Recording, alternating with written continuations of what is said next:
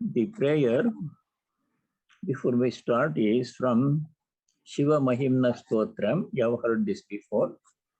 This is on page 172 of the book Universal Prayers, top of page 172. Om Asitagiri samam syat kajjalam sindhu patre surataru varashakha lekani patramurvi लिखति यदि गृहीत्वा शारदा सर्वकालम् तदपि तव गुणानां ईशपारं नयाति. Describing the infinite glories of God.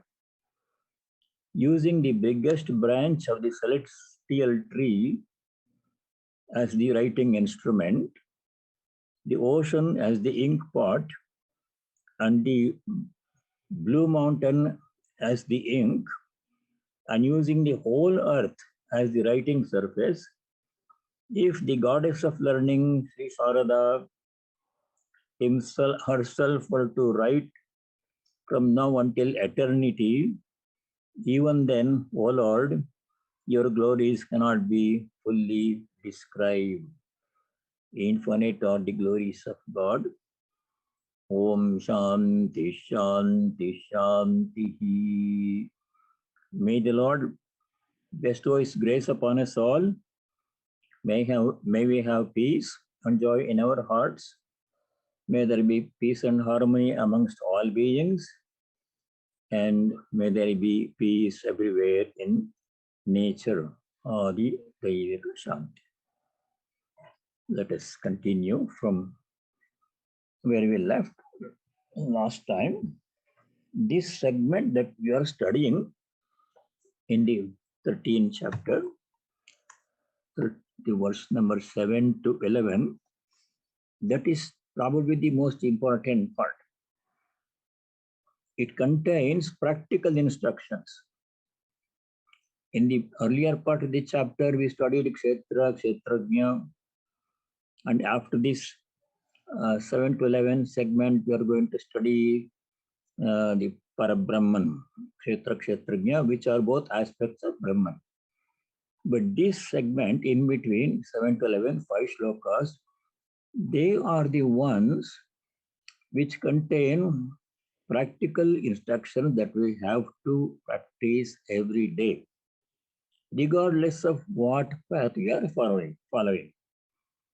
Whether you are following the path of Jnana, I am Brahman, I am not the body mind, or the path of Bhakti, I am a devotee of God, personal God, I have a chosen ideal, and I am a servant of God, child of God, devotee of God, or you are doing path of Karma Yoga or Raja Yoga, meditation, whatever path you are doing, following, these instructions are basic.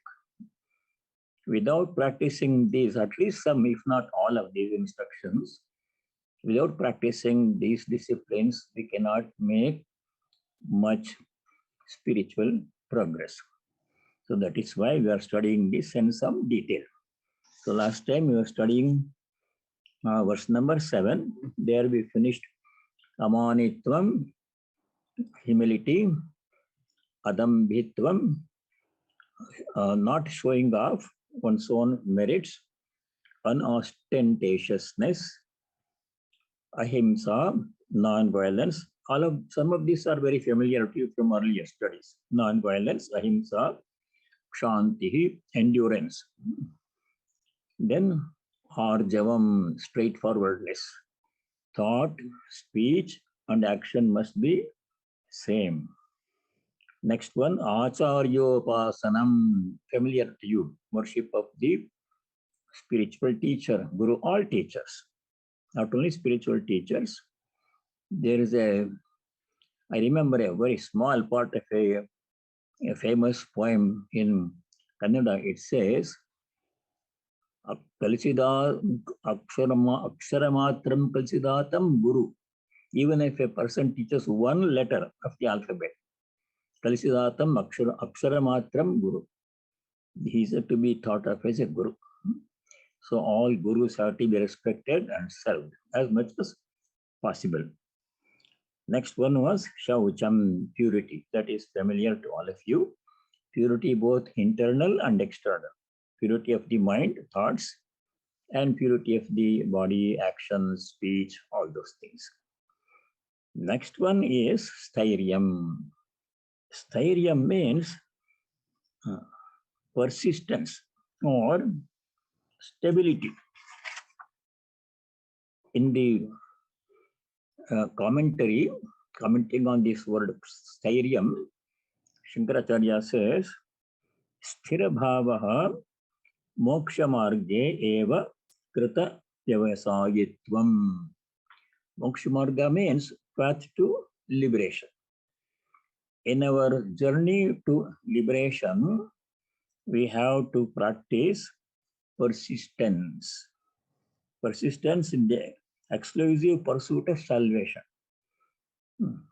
To some extent, persistence is needed in worldly affairs also. Even there also, we should be persistent. Whatever we do, we should not give up in the beginning if we come across some obstruction. But persistence in spiritual life is very, very important. That is the discipline, Stairyam. Steadiness. Stairyam is a sign of both Jnanis and Bhaktas, Karma Yogins also. Everybody has to be persistent. Most people do their spiritual practices fairly steadily, but sometimes sporadically. If obstruction comes, it will be hard to stop for some time and then we hard to start again. So concerning this, Sri Ramakrishna said, gave instructions on persistence in our effort. You choose one path and persist in pursuing that path. This is on page 208 of the Gospel. If you want to study that, the passage is like this. I'm going to read. Worldly people have no grit. If they succeed in an undertaking, it is all right. But if they don't succeed, it scarcely bothers them at all. When they need water, they begin to dig a well. But as soon as they strike a stone, they give up digging there and begin digging at another place. Perhaps they come to a bed of sand. Finding nothing but sand, they give up that place too.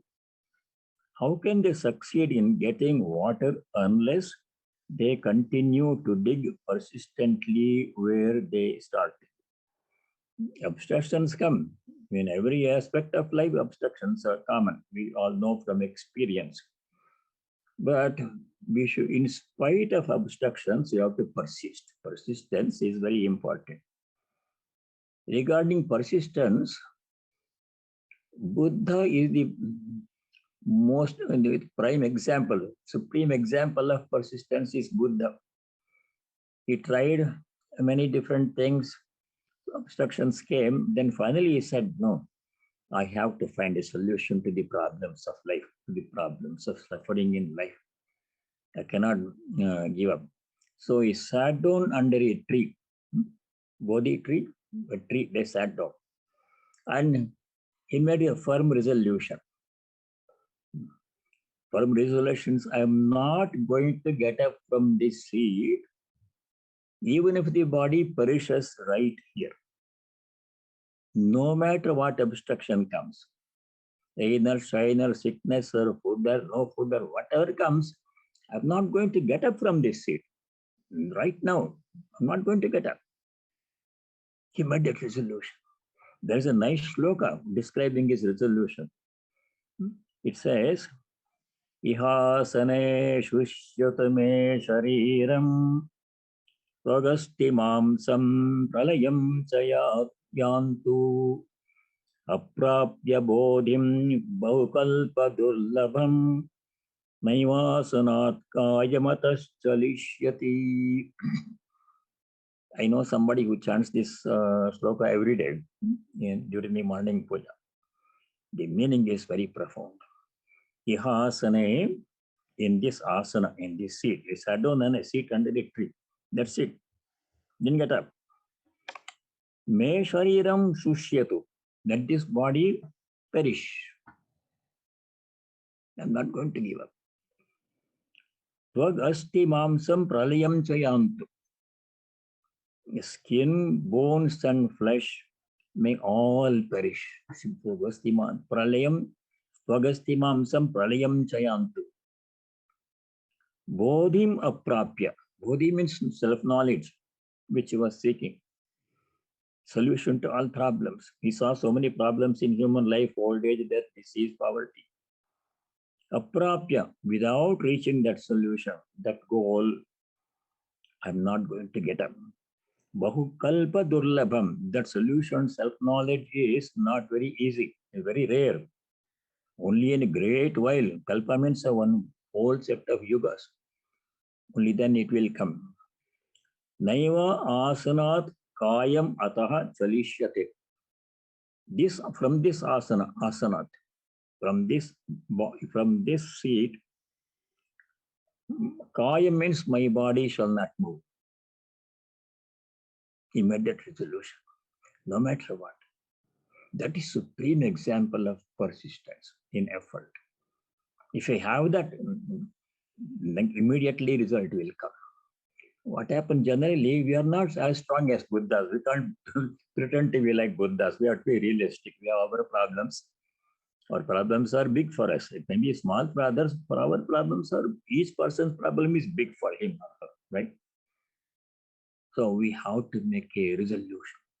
No matter what, from this time to this time, every day, I'm going to do my sadhana. Spiritual practice, japa, whatever is your path, from this time to this time, every day, rain or shine, something else comes, no phone call, no visitors, nothing else, no email, nothing. I'm going to do this work. That firm resolution, we have to remember Buddha's resolution every day. That is Thairyam. See, that is common to everybody. Even in worldly life also, Thairyam is necessary for success. So that is the next discipline, Thairyam. Acharyo pasanam shaucham Thairyam. Next is a big topic. Atma Vinigraha. Atma Vinigraha comes again in the 17th chapter. Atma Vinigraha means self-control. Even Atma, as we know, has different meanings. Atma can mean Paramatman. Atma can may mean Jivatman, individual soul. Atma can mean the mind. Atma can mean the body. It depends on the context. Here, when Sri Krishna says Atma Vinigraha, the meaning is control of mind, body, and sense organs. Mind and body, they have to be controlled. So, commenting on this Atma Vinigraha, Shankaracharya says like this, the Gita commentary. I'm just going to read the English translation. Self-control is the discipline imposed on the body and the senses when they function against our real interest and the confinement of their activities to righteous paths only. That means when I sit down for meditation, my mind does not cooperate. My mind wants to think of something which is different from my goal, opposite to my goal. That obstruction. Or my eyes wants to see something else. I mean, sitting in front of Sri Ramakrishna's picture in this shrine, Holy Mother Swamiji's picture. But my eye wants to see something else, who is coming, who is going. That is working against my interest. Sense organs and mind, they have the tendency to work against my interest. When that happens, self-control is discipline imposed on the body and the senses. We have to impose self-control on the body and the sense organs. Body includes mind also. We should tell the mind, no, this is not the time to think about it. We should tell the eyes, no, this is not the time to look at it. I have to look at the picture, or close my eyes. We should tell the hand not to move, not to feet. tell the feet not to move, etc. That discipline is called Atma Vinigraha. This can be, many things have to be done to practice. We will consider them in some detail. Control of body, senses, and the mind comes in 17th chapter also. In the Katha Upanishad, it's an important point in the Katha Upanishad relating to this Atma Vinigraha. Yama teaches Nachiketa, first teaching of Yama to Nachiketa, before he talks about other things, is there are two forces in our life, in human life, pulling in opposite directions. They are called Shreyas and Preyas. The English translation is simple. Preyas means something that is pleasing to the mind and senses. Nice food to eat, nice things to see, nice things to hear, those are all preyas, pleasing. May or may not be good for us in the long run. As opposed to that, they are pulling us in one direction. Oh, let me watch that movie, let me do this internet, let me, like that. One force. There is opposite force also in our mind that is pulling us towards God. Now we have to think about God, I have to read gospel, I have to read Gita, I have to do my japa, I have to do puja. Mind is pulling in. We are being pulled in different directions all the time. We know that from experience. Shreyas pulls this way, Preyas pulls this way. Then Yama says to Nachiketa, a seeker of self-knowledge or devotee must reject prayers. That means the pleasing things, which are temptations, and must pursue Shreyas. Shreyas means liberation, highest good. Shreyas means liberation, highest good that we can achieve, nothing higher than that. So, in the Bhagavad Gita, Sri Krishna talks about three kinds of sukha in the 18th chapter. We'll study that later in detail. Satvika sukha, Rajasika sukha. Sukha means happiness. We all seek happiness. Tamasika sukha. This tamasika sukha is the prayers kind of thing. Something pleasant, interesting, nice to enjoy. That we should curb. The tendency of the mind we have to curb. And we should pursue only Satvika Sukha. The highest Satvika Sukha is God realization. There is nothing that gives more happiness than God. There is nothing in this world that can give even a fraction of the happiness that God realization can give, that we have studied before. Tamasic Sukha is, in the beginning, it is very pleasant. In the Gita, Sri Krishna describes Tamasic Sukha as Yattadagre cha anubandhe cha sukham. Agra means in the beginning, anubandha means at the end. Anubandhe cha sukham. That is Yattadagre cha anubandhe cha sukham. Mohanam atmana. Pleasant in the beginning, not at the end. Pleasant, sorry, not in the end. Beginning, it is very pleasant. Appears very nice, tempting. Hard to resist temptation. Agre, in the beginning, is happiness. Mohanam atman, it dilutes the mind. Then, at the end, it gives only dukkha. That is tamasic sukha. Opposed to that, satvika sukha is something that is unpleasant, difficult in the beginning. In the end, it produces the best result. I give you examples of satvika sukha and tamasic sukha. Satvik sukha is japa, meditation, study of scriptures, holy company, puja. These are all satvik sukha. They appear difficult in the beginning. You have to put in effort, set aside time for them. Temptation is to go to watch movie or internet or talk to somebody on the phone. That is tamasic sukha. Beginning, it is very pleasant. Then we realize we have wasted so much time. Our minds are full of unwanted thoughts after the conversation or watching something. Tamasic sukha. Satvik sukha is in the beginning, you have to put in effort, you have to study time and get the materials for puja. We have to sit down and study the scripture. Not very enticing or pleasant unless we are used to it. In the end, result is the finest result. Satvika Sukha gives broad realization. What can be higher than that? Nothing higher than that. So that distinction is called Viveka. Shreyas and Prayas we have to distinguish. And we all have always have to pursue Shreyas and oppose tendency to pursue praise. That is the essence of the scripture, Atma Vinigraha. Then Sri Ramakrishna often emphasized the importance of conquering the sense organs, temptation, senses, eye wants to see, ear wants to hear, tongue wants to taste, tongue wants to eat. Then he says in the gospel, in the second meeting with M beginning, a man becomes a saint by conquering the senses. Is there anything impossible for a man who has subdued the passions? He can even realize God through his grace, by God's grace. So this is on page 97, early in the gospel, first chapter. Conquering senses is the essence of all spiritual practice, all austerities.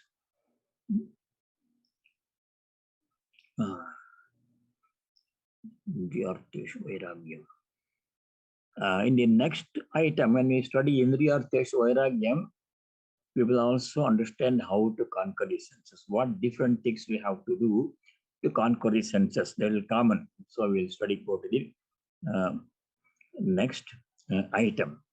That is Indriyartheshu Vairagyam.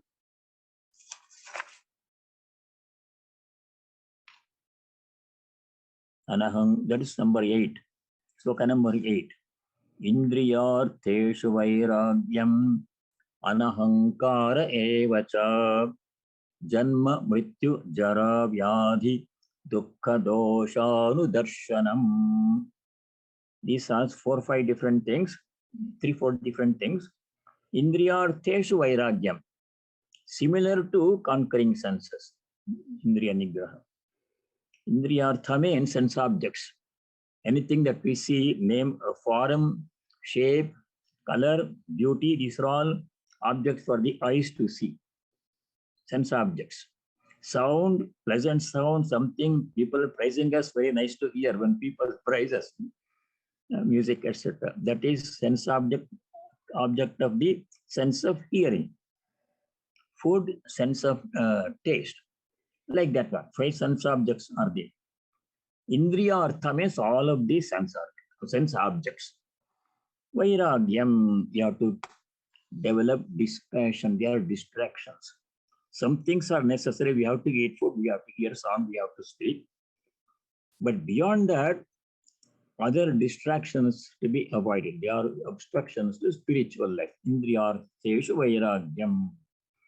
Commenting on this one, Shankara says in the commentary, Indriyartheshu Shabdadishu Drishta Adrishteshu Vishaya Bhogeshu Viraga Bhavo Vairagyam.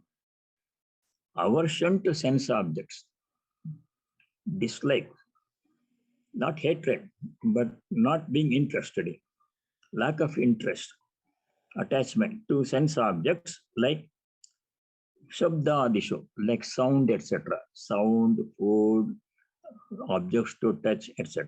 5 sense objects. Aversion to sense objects like sounds and so forth, including direct and indirect objective experiences, visible and invisible. Drishta adrishteshu vishayeshu. Some things are visible. Some other person comes, you become interested in conversation with that person. Or some food is there, we want to eat. These are visible sense objects. There are invisible sense objects. They are not there. We are sitting in our own room, nothing is there. In sitting in the puja room, only God's pictures are there. But so many objects that are not there, they attract our attention mentally. Adrishta Vishaya, not visible. They also attract our attention, even if they are not there in our presence. So developing detachment towards these sense objects is the important discipline. Indriyartheshu Vairagyam. Attachment to is, objects of senses, sense and enjoyment, objects of enjoyment is shown to be the cause of all miseries. This attachment is, if not properly regulated and eventually overcome, is sure to culminate in total ruin of one's life. Defining this one,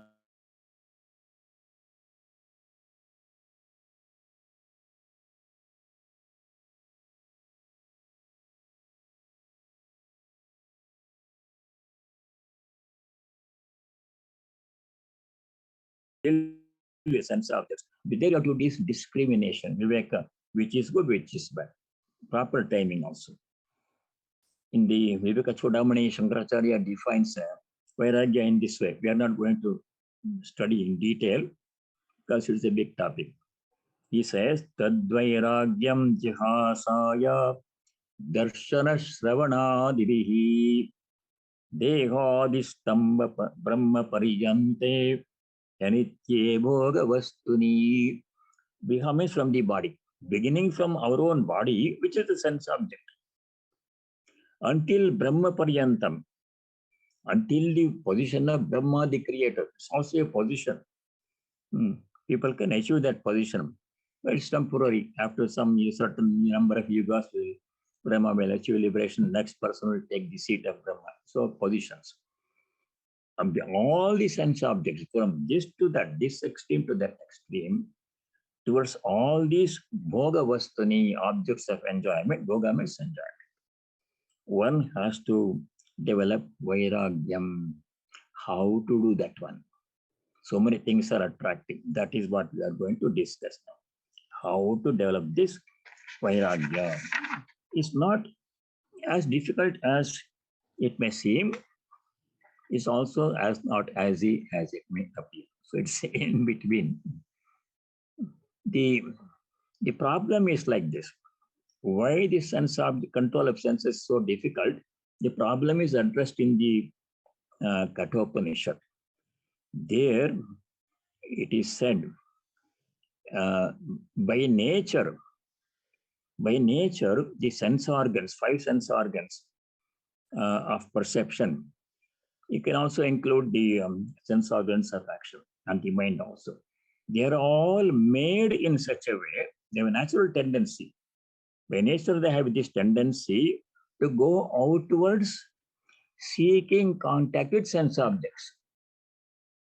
You know from experience, that is common experience. Most people succumb to that temptation.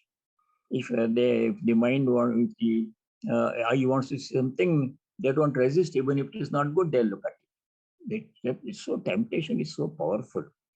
If the food, something is there very tasty, even if you are not hungry, even if it is not good for us, we want to eat that one. That is how the sense organs are made. They have a natural tendency. The sloka, that mantra in the Kathopanishad, very nicely describes this natural tendency of the mind and sense organs to go out and seek contact with sense objects. And that contact is thought to be happiness. That we studied from second chapter 214, Matra Sparshastra content. When a sense object touches sense object, that contact we think is happiness. That is to be resisted. So this mantra in the Kathopanishad is like this. Paranchikani vyatranastvayambu tasmat parang pashyatinantaratman kaschidhira pratyagatmanamayikshat avritta chakshuhu amritattvamichan. Very beautiful mantra in the Kathopanishad. There it says, Kani means the 5 input ports: eyes, ears, tongue for taste, nose for smell, and skin for touch. These panchendriyas, jnanendriyas, they have Pranchi Khani. Swayambhu Vyatranat. It seemed the creator himself made them this way when he created the sense organs. That means they have a tendency to go and seek contact with sense objects. We know all that from experience. Most people do this, succumb to this experience. Most of the time, most people. There are exceptions. We are all trying to do that. Tasma, therefore, because of this natural tendency, a human being, parak pashyati, sees all outside objects. Parak means outside objects in front of us. Antaratman na pashyati. We don't see the presence of God within us. A common experience. We wish God is present within us, closest to us, closer than the sense objects outside. Sense objects are outside the body. God is within the body, within us, in our mind. Very close, nothing closer than God to us. Not looking at the God, failing to look at the God, which is the closest object to us. You're looking at outside objects, hoping to find happiness in them. That is a common problem, statement of problem. Then what is solution? Same mantra solution gives. Kaschid dhiraha, a rare soul. Dhira means intelligent, strong person. Both intelligence and strength must be there in spiritual life. Such a person, a dhira, avrita chakshu, what does he or she do? Avrita chakshu means eyes. Eyes represent all sense organs. Avrita means turning around 180 degrees. For example, some movie is going on in the internet or in the television, movie is going on, or some sports event is going on, basketball or something going on, television program. Now we have options, two options. We can look at the television program, enjoy the sports or movie or whatever. One option we have available to all of us. Second option is we can study gospel or do japa or do something related to spiritual life. Which one do we follow? Most people yield to the temptation. General people I'm talking, not everybody, general tendency. But a rare person, Kaschid Dhira, a rare person it takes, one in thousands, Sri Krishna says in the Gita. Pratyagatmanam akshat succeeds in seeing the Pratyagatman means God within. In everyone, Pratyak means in everyone. Atman is God is present. A rare person, it takes a rare person to say no to that temptation, that praise. No, it may be interesting, it may be entertaining, but I'm not going to do that one. I'm going to think about God. I'm going to do my japa or whatever I am supposed to do at this time. That reversal of the focus of attention, that is avrita chakshu.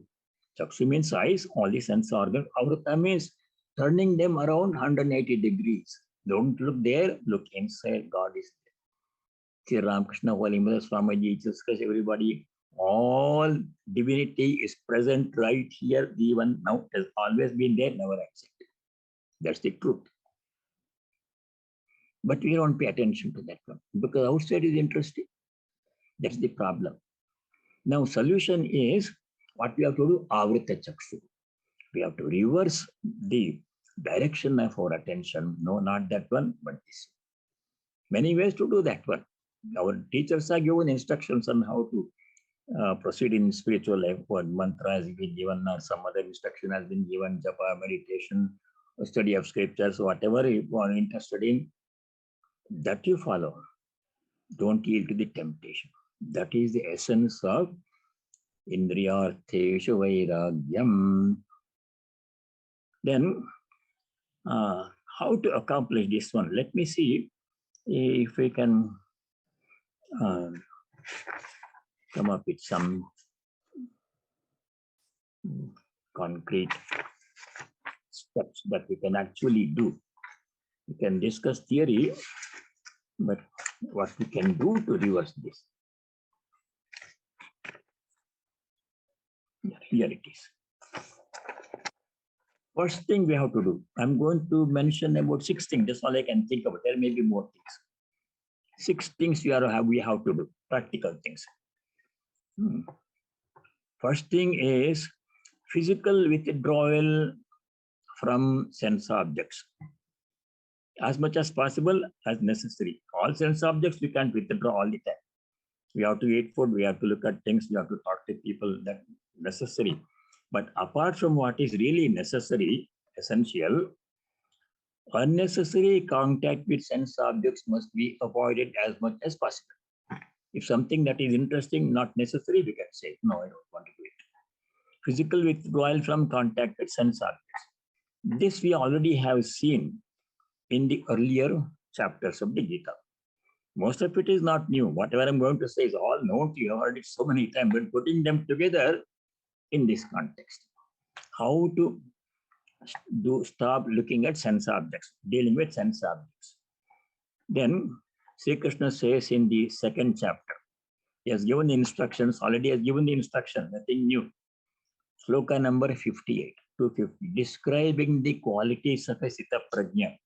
Remember that long list of qualities of the Prajna Lakshana from verse 55 to 72 in second chapter. There this comes, verse 58. There Bhagavan Sri Krishna says, just like a tortoise, when it senses some danger, withdraws its organs into its own shell. Shell is very strong. Once it withdraws its sense organs into the shell, then it is protected there. Even if you break the shell, it won't break so hard, the shell of a tortoise. So the shloka we have to remember. There Bhagavan Sri Krishna says how to withdraw sense organs from sense objects. Yada samharate chayam kurmonganiva sarvashaha indriyani indriyartheshu tasya prajna pratisthita. That is second chapter, withdrawing as much as possible. Sometimes necessary, we have to have contact. Second thing, second instruction he gave in the sixth chapter, withdrawing mind from sense objects. Some unnecessary thought. When the mind thinks about unnecessary thoughts, then we have to tell the mind, not now, not that. That comes in chapter 6, shloka number 26. All these are old information, is old information, but you have to put them together to practice. So 626. There Bhagavan Shri Krishna says, Yato yato nischarati manaha chanchalamasthiram tatastato niyam yetad atman vyeva vasham nayet. As the mind goes away in different directions, leaving aside the thought that we have to be thinking about object of meditation, so many times we have to patiently bring it back from the digression and make it dwell on the self within, on God. Repeated practice, 626. So this is one thing. Physically withdrawing the sense organs from the sense objects, unnecessary contact. Necessary contact we have to do. And bringing the mind back from all the digressions wherever it goes. That is first instruction. Second instruction is also known to us, which are inquiry and discrimination. Sri Ramakrishna talks about this one also. Discriminate between real and unreal. Every time he says that in the gospel. What is real, permanent, eternal, beneficial, and what is temporary, interesting, but not essential, which is obstruction to spiritual life. Distinguish between them and pursue only what is real and beneficial. It's called Shreyas also. And reject what is unnecessary, avoidable, and obstruction. That constantly we have to, vichara we have to do every moment. Because every moment you are confronted with sense objects. Some phone call comes, or we call somebody, or there is some text messaging. These days, so many things are happening. In earlier days, there was no cell phone, there was no text message, there was no internet. So life was simpler. But it's more complicated now, more objects of distraction now. So we have to exercise our discretion. Second, anytime something unnecessary comes, no, not now. Let me see if it is necessary, later we can take. Like that, which are second discipline, yes, inquiry and discrimination, questioning everything. Is it necessary? Is it proper? Is it appropriate? Is it proper time? It may be good, but not the time may not be right. There may be good things to do, but the timing may be inappropriate. Not when you are sitting for meditation. You have to study scriptures, you study scriptures, and at that time, don't do anything else. But don't try to study scriptures when you are sitting in meditation. They can't do inappropriate. What is to be done at that moment, that only you have to do. Nothing else. Say no to everything else. That is second discipline, inquiry and discrimination. Third thing that we can do to keep the mind and sense organs under control, it's what we are discussing, is prayer, especially in solitude. Prayer in solitude. Prayer in congregation is also good. When people, devotees gather together and pray, that is very good because there is an effect of synergy. Total effect is bigger than some of the individual efforts. That is good. When you meet in the Vedanta Society or any satsang group, that is good. Congregational prayer. It adds up because everybody is doing the same thing, thinking about the same thing about God. That is good. But otherwise, individual solitude prayer is very important. Sri Ramakrishna talks about solitude many, many times in the gospel. You have to have a separate pujaram. If you don't pujaram, find some place, some corner. Mane bane kone dhyan korte have Sri Ramakrishna said. Mane means in the mind. There you can your solitude. Nobody is in your mind. People may be in the same room, but your mind, you are alone. You don't have to put them in. You bring them into your mind. There you are alone. You are the king of your own mind, or you have to be the king of your own mind. Bane means forest. We can't go to forest these days. Earlier, people used to go to forest. Now that's very realistic, and we can't do that one. You can go to a national park and pray there for 3 days and attend, but how many people can do that one? Not very easy. Kone, any corner of a house, even if there's no separate room, someplace. There you have to meditate in solitude. Many times you have read about solitude in the gospel, so I'm not going to dwell too much on that one. Prayer in solitude. Third thing that we have to do, especially in solitude.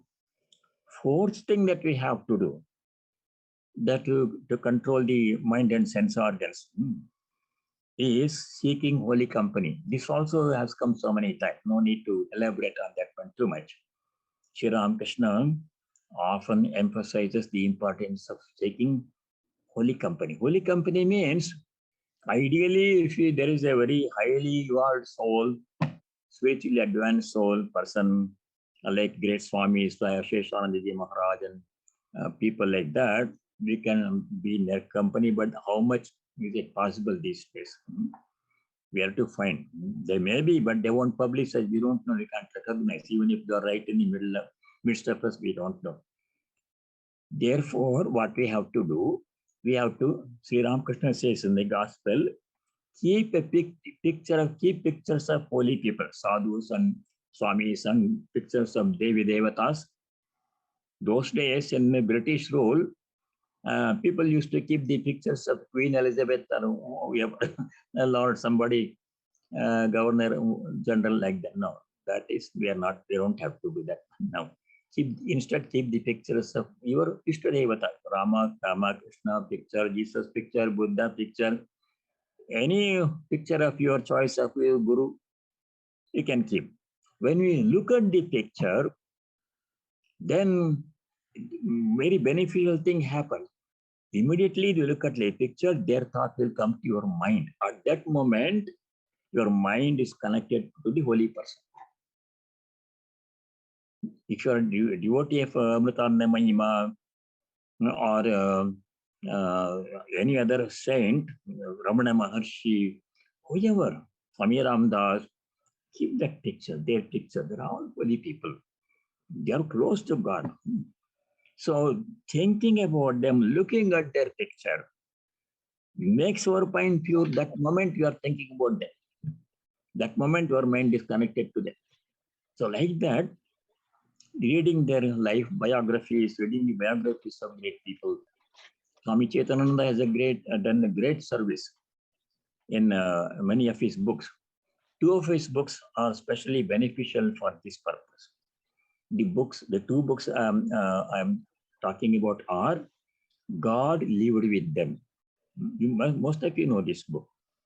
Second book is They Lived with God, a pair of books. God lived with them. Yeah? God lived with them. Biographies of the 16 monastic disciples of God. Their biographies are themselves scriptures, how they led their lives, from Sri Ramakrishna's company, how they led their lives. That is beneficial to us. That gives us inspiration, purifies our mind. Instead of putting all kinds of unnecessary thoughts, think about holy people like all the 16 disciples of Holy Mother, everybody. Their lives, if you read, that is itself uplifting, purifies the mind. What better way to purify the mind? Easy, simple, not very difficult. You can read in any language. Second book is They Lived with God. These are household 30 some disciples, household disciples of Sri Ramakrishna. People like Girish Chandra Ghosh, Kalipada Ghosh, Gopal Ghosh, all those people, they all had Sri Ramakrishna's company. They were not sannyasis, but they lived holy life under his guidance. What kind of teaching they got from Sri Ramakrishna, how they followed his teachings, how they led. They all had problems, family problems, children, job, same thing they had. They were not sannyasis like the disciples or sannyasi disciples. They all had same day-to-day problems, family, job, etc. But how did they lead their life? Reading their biographies, that is very beneficial. That is holy company. We are discussing holy company. Physical company, if necessary, when possible. If possible, not necessary, always necessary, when possible. Holy physical contact. So many Swamis are coming to visit us these days. And nowadays, it is made simpler by the Zoom. They are giving discourse about Eswara Puryandaji. So many thousands of people watch his discourses. Whenever he talks, there are 7-8 people watching his discourses. Like other Swamis, all other Swamis are giving discourses on Zoom, live streaming. By listening to the, watching their programs, our mind becomes pure. We don't have to physically go to the ashramas. Earlier, we have to go to the centers to see the Swamis. Now we can see them on our own computer screen. Technology has made it very easy, simple for us to seek holy company these days. We can talk to them also on the phone. So in these ways, we have to seek holy company. That is number 4. Keeping pictures, thinking about them, reading their biography, reading their teaching, reading their lives, etc.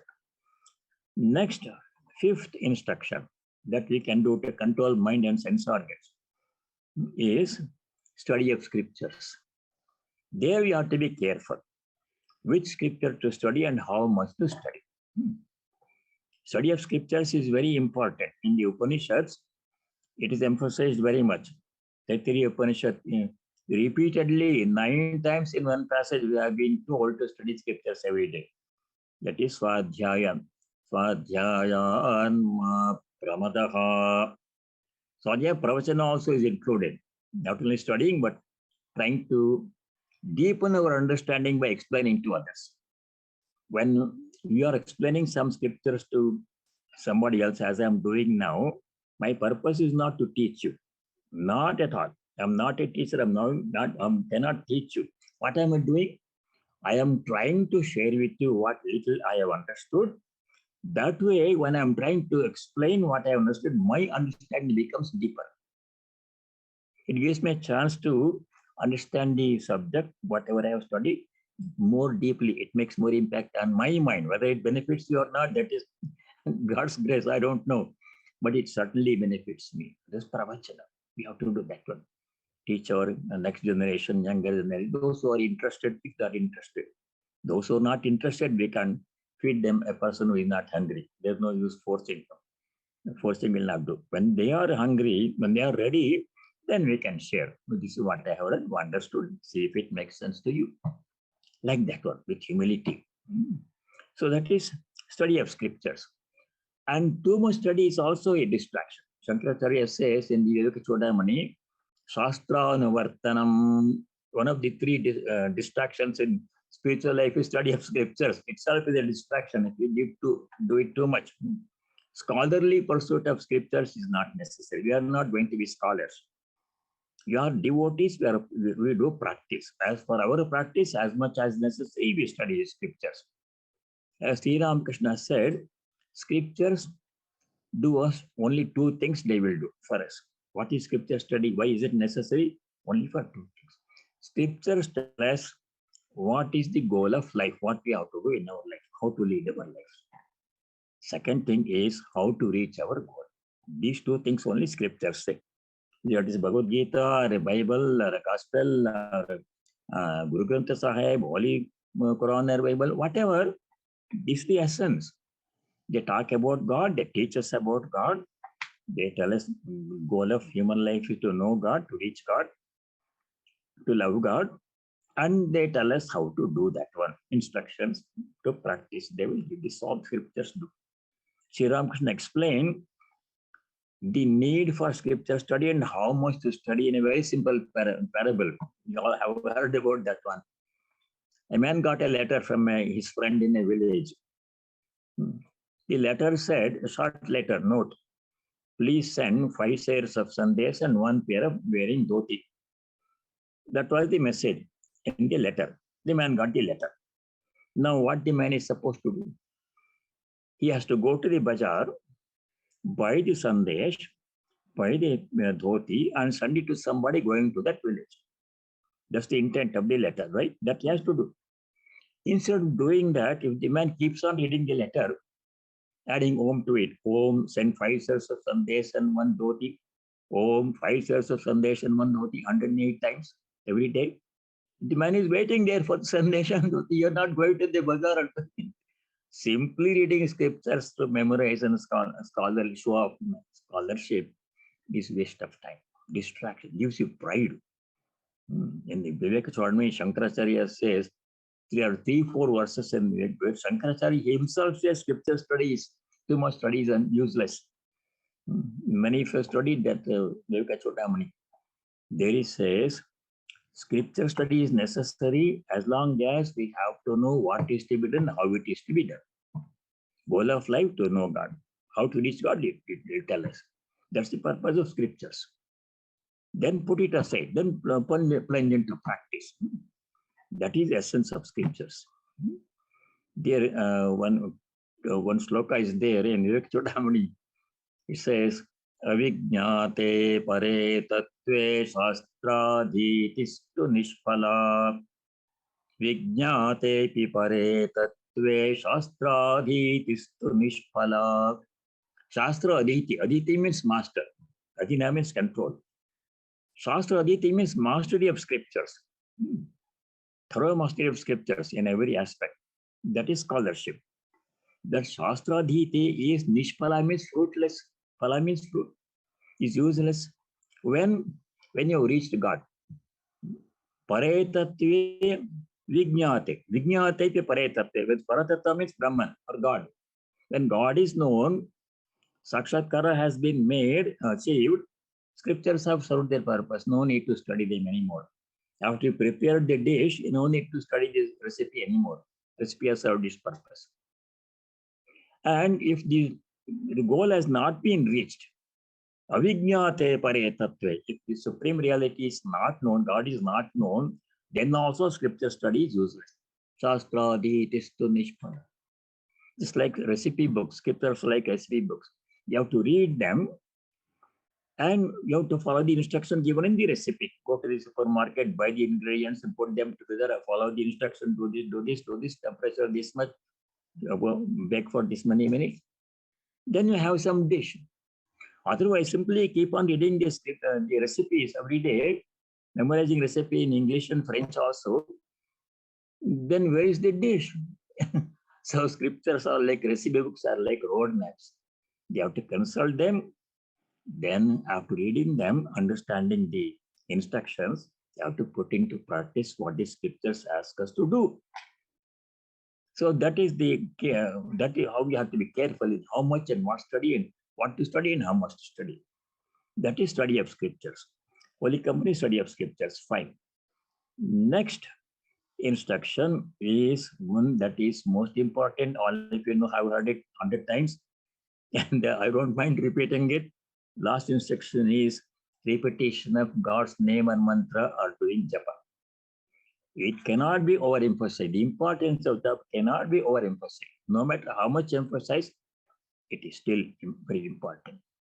These 6 things, if you do, our sense organs will come under control. Indriyarteshu vairagyam. That is what is going. We have been studying. So to repeat quickly, one is physical withdrawal from sense objects as much as possible. Total withdrawal not possible. Second, inquiry and discrimination, which is good, which is bad, which is necessary, which is unnecessary. Third, prayer, especially in solitude, sometimes in group prayer. Fourth, holy company. Fifth, study of scriptures to some extent. Sixth and last, japa, repetition of mantra or repetition of name, nama japa, mantra japa, which most purifying, most beneficial, most effective, one single practice. Even if you don't do others, if you do japa, that alone takes us to God. So these are the different ways in which you have to practice self-control, indriyarteshu vairagyam. That one. So that completes. That we are studying shloka number 8. Indriyarteshu vairagyam. Next one is anahankaraha. Solitude we studied. All of this we studied. Holy company, we are reading that one. Anahankaraha. Absence of egoism. Let us try to understand. This is very similar to amanitva madam mitvam, first 2 things. Ahankara means there are 2 words in English. One is egoism, another is egoity. This is egoism. Egoism means is a bigger thing. Egoity means pride. That is amanitva madam mitvam, lack of pride. That we see humility. That is easy to understand. We can be humble instead of being proud. Ahankara is a bigger thing. Ahankara means not thinking that I am the body and this mind. Aham means I. Thinking about the body mind as the I.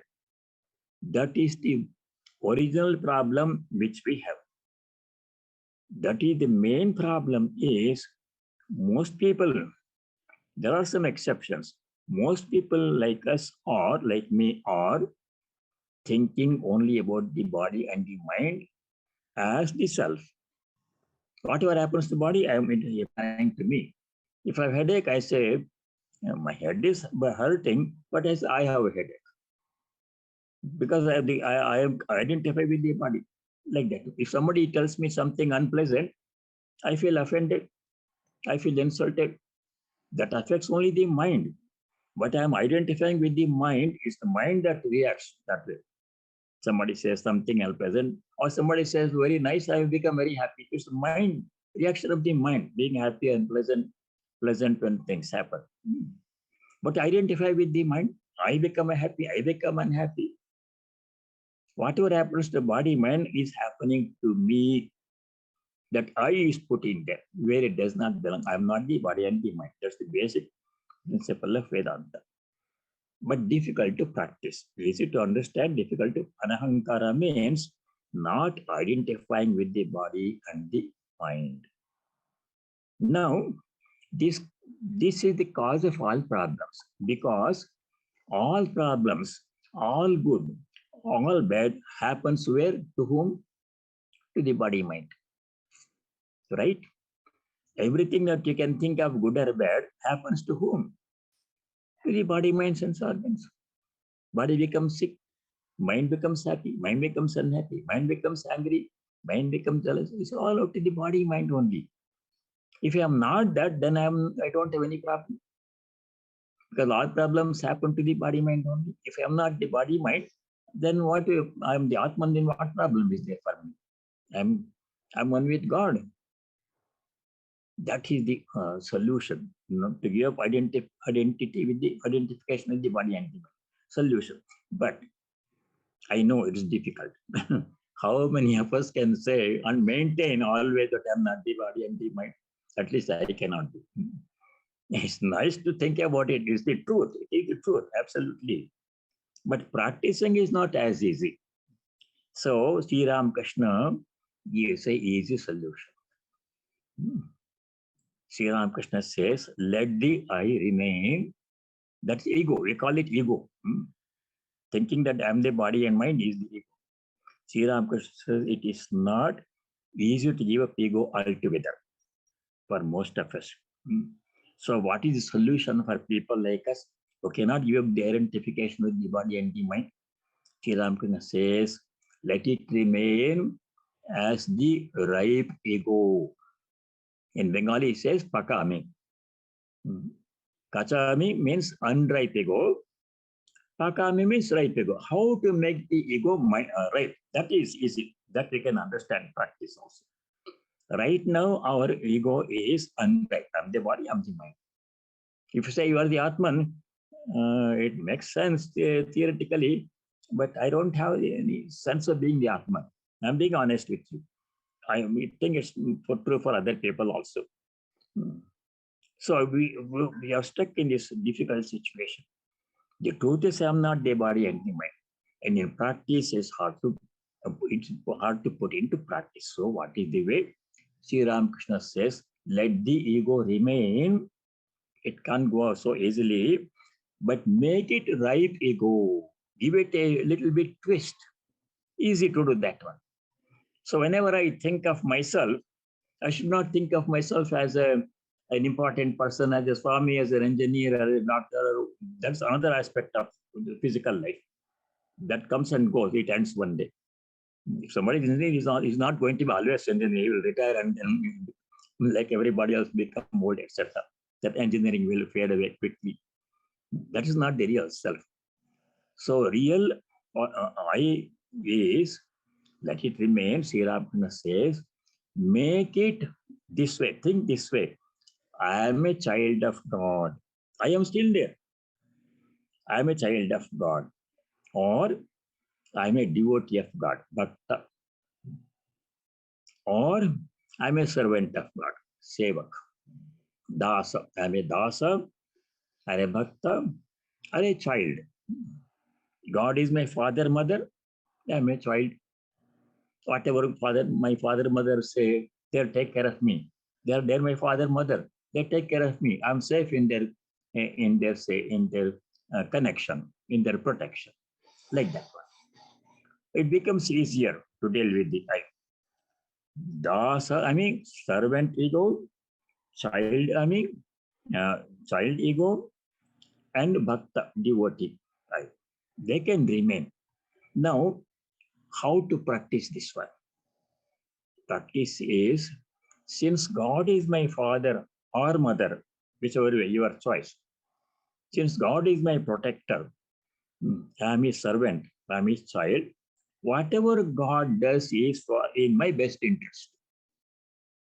If parents do only what is good for the child, the master will do only what is take care of the servant. Like Sri Rama always protected Hanuman. Asked Hanuman what he would like that. Hanuman was a faithful servant. Like that, we are either a servant or a child or a devotee. That means our well-being is entrusted to them. They guide our lives. Wherever they put me, there I will stay. Whatever work they make me do, that I will do. Whatever food they make me eat, that I will eat.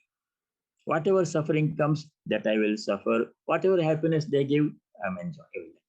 They lead my life. I entrust every aspect of my life to my father, mother, to my Lord, to God. I have no responsibility. Sri Ramakrishna says, gives the example of a baby kitten, baby cat, kitten.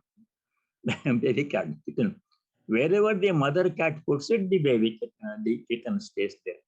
The mother cat may put the kitten in the master's bedroom. It will stay there until mother cat comes and moves it to the closet. It will stay there.